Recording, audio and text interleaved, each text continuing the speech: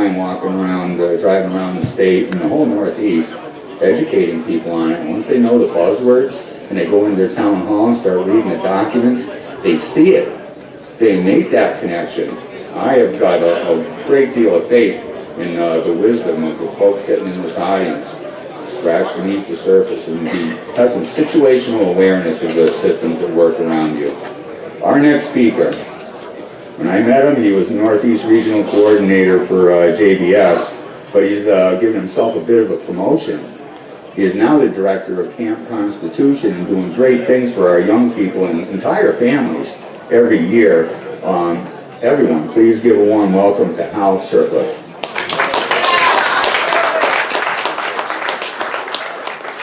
Thank you very much. It's an honor to be here. I was at the first one 4 years ago, and there was we got some media coverage out of it, and there was an article on a left-wing blog referred to me as an insane amosexual.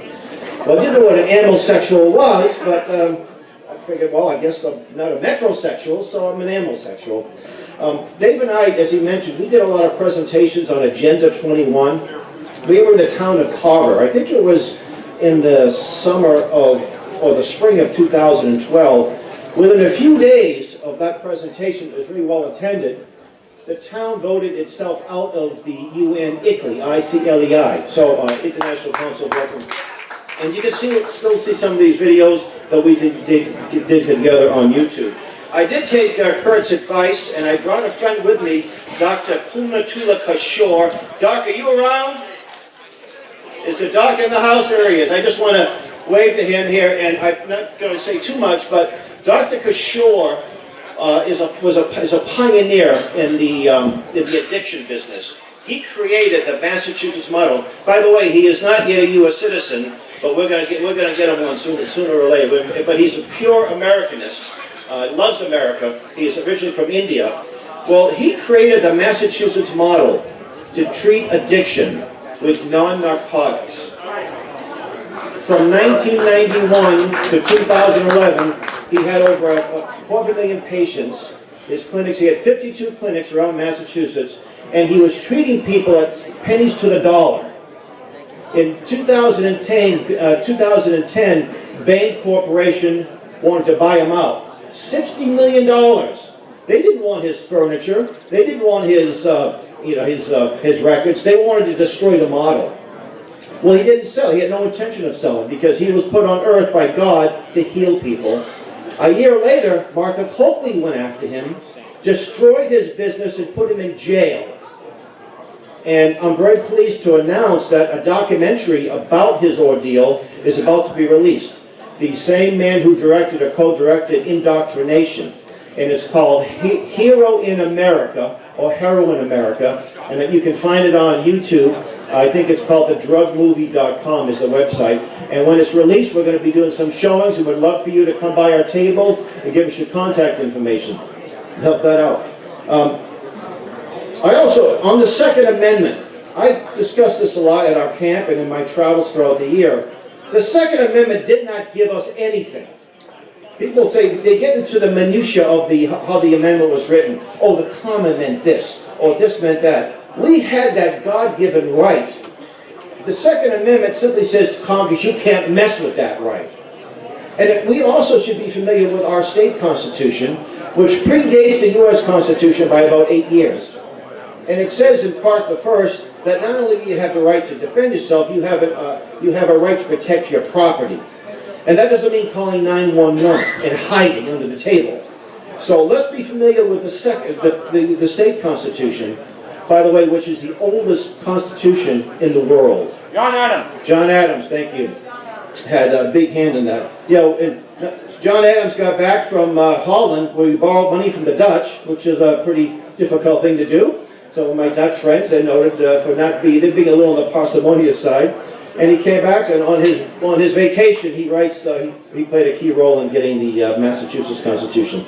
I want to mention some of the things that we have to offer at Camp Constitution. Now, I saw a statistic that was a little startling recently, that 80% of people under 30 will either vote for Hillary or Bernie. And that's our fault. You know the Constitution, the preamble? it talks about the blessings of liberty to ourselves in our posterity. And when we read this, we're talking about our children and grandchildren. We have not done a very good job of passing the baton of freedom. I'm a late-end baby boomer, and my dad's generation was World War II generation, and they're called the greatest generation. I disagree with that. As much as I love my dad, and he was a World War II veteran, he met General Patton in Sicily, all that kind of good stuff. The greatest generation, in my opinion, was the one that gave us the Declaration of Independence and the U.S. Constitution. That's the greatest generation. And there are some people that want to make some changes to this through an Article 5 convention. Tell you what, if you can guarantee the people at this convention share the same worldview as our founders, then I might be a little bit interested in that. But the problem isn't the Constitution. It's the people that are sent down to D.C. and the people we elect at the state houses. Because keep in mind, the states are party to this. 100 years of building socialism. State legislators, state governments, and they love federal money. So these politicians just say, well, we try to do something about it. Meanwhile, they take the money. So what we have to offer, in 2008, it was 2008, it was December, I got word of a national organization that had a great camp program had been canceled. So a few of us got on the phone and we said, you know what, this program is too important. And also some selfishness. I wanted my children to have this great experience. So we started Camp Constitution. Then over the last few years, we've expanded. We've published books, reprints. Constitution.net. That's right, .net. Tom said it wasn't on the banner, but we'll make sure next time we'll have it on the banner. We published books, and since February of this year, I became the full-time director. I took a big leap of faith because we didn't quite have the funds, but my dear friend Reverend Stevie Kraft said, Hallie, God's testing you, and he said, you don't want to sell your birthright for a bowl of porridge. I love how he uses the Old Testament, and so I said, okay, we're going to do it. We're going to make it happen. We have a wonderful week-long camp program. This year it will be at the Toanipi Retreat Center in Range, New Hampshire. It starts July 2nd to the 9th. And we want to expand. We want to have camps around the country and around the region. But you're welcome to visit the camp. You can come to the camp for the whole week. We still have room. We have some great lineup of great speakers, including Larry Pratt. He's doing 2 classes. Alex Newman, who is a scholar. He is one of the most knowledgeable men on Common Core to expose it. Dave Lopez. Oh yeah, well Dave's going to do his. Yes, thank you. What would I do without you, Tom? Dave is going to set up his radio show and do some interviews. That will be July 4th. That will be the evening, Tuesday, July 4th. We also have one of the top climate realists in the world, Professor Willie Soon, who, by the way, is also a great patriot. He's something maybe you should write here next year. And, well, John McManus, who's authored numerous books. He's one of the foremost experts on the UN. And some other great speakers, Tom Moore. And so please visit our table to get information on that. And one of my late friends was the pioneer in the homeschool movement, one of the pioneers, a man named Sam Blumenfeld. Well, Sam, I inherited his library. And I did inherit it so I could have a lot of nice books on my shelf. It was for the next generation. And Tom and I were in the room, and basically it was on his deathbed. And we pledged to him that his work will carry on for generations yet unborn. And thanks to some good people like my friend Mark Affleck, who's our webmaster in Pennsylvania, and Eric Conover, who's another webmaster, took a lot of time. They created this great archive called the Sam Blumenfeld Archive. We have Sam's newsletter, and I have some sample newsletters here that you can take at the table. All of his newsletters for 12 or 14 years. A number of his books, including his Alpha Phonics. You're able to teach people how to read using phonics, free of charge, with all 128 lessons, plus the PDF of the workbook. And I had no idea how successful this would be. I got word in May, we got 280,000 views, and in the last 5 months, over 30,000 downloads of his materials. And we haven't much of a budget. So please get the word out. It's a wonderful resource, not just for homeschoolers, but for historians, for people doing projects. Sam knew lots of world leaders. A lot of it's things that were published for the first time. there, so please make that available. We also have a speakers bureau. It was interesting. I had 3 engagements I was invited to the same day. Well, I can't be 3 places. I was with a speaker of ours in the Boston area, dealing with race and the race issue, Reverend Stevie Kraft. But one of our other speakers from Schenectady, who's a pastor, Pastor Earl Wallace, was invited to a Trump rally down in New London, Connecticut. So he went down there, and the talk show host that was hosting it was so glad to have him down there.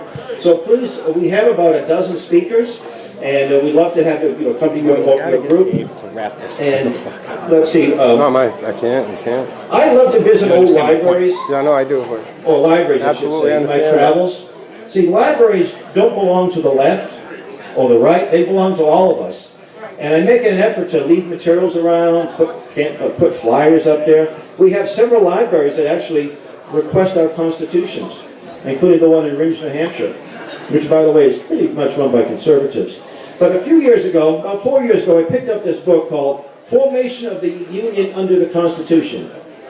It's a book that was selling on Amazon for about $2 or $3 until I started telling people about it. Now they have one copy available for $75. This was published by the New Deal Democrats. So it must be right. Right? Franklin Roosevelt. No, I'm talking about for those people who may be liberal that are listening to this. So it must be right. And by the way, they got some great documents in there. It was published for the sesquicentennial of the Constitution, 150th anniversary. It was actually published in 1941. And they have a great little question and answers in here. And one of the questions asks, what role does the federal government have in education? And you know what answer? Well, that's the right answer. But you know what the answer in this New Deal Democrat publication? You know what it said? No, it said none. It said none. They were right. So what's happened in all those years? We have the Department of Education. Get rid of it. Right? That's right. And you know, when I was asked by a few people what I thought of the Trump's appointee, Betsy DeVos, I said, she's probably a whole lot better than anyone Hillary would have chosen. I said, but the office should be abolished. And by the way, as an interesting aside, Congressman Ron Paul, I think it was in the early 80s, he submitted a bill to rename the Department of Education to the Department of Public Education with the acronym of DOPE. It didn't pass, well, so anyway. So again, I do want to encourage you to visit the table, get our information, help support us. We have a sponsors page. If you have a business, you make a small donation. Keep it up there as long as you want. And please make an effort to say hello to Dr. Kishore. So with that, I'm very honored to be here, and thank you, and God bless you.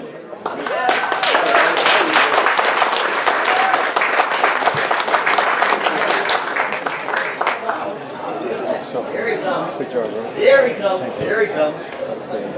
Sorry for the dead air time. I promised total entertainment, and here I am.